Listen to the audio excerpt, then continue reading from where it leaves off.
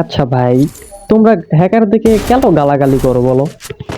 ওরা হ্যাক করে কেন খেলে? তোমরা জানো না ওরা খেলা পারে না তাই বলে হ্যাক করে খেলে?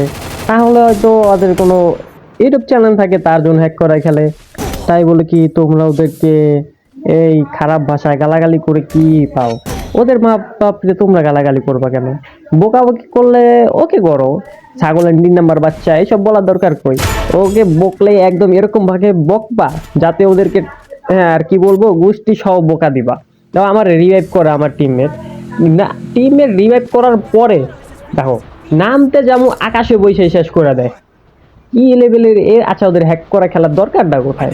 এই সব হ্যাকারদের আর কি বলবো, থাক কিছু বললাম না। কজন হ্যাক করে খেলছে, খেলুক, আর কি করার আছে। মারছে, মাইরাই দিছে, আর কিছু করার নাই। এই পর্যন্ত শেষ। আল্লাহ হাফেজ, ফলো করে দিও।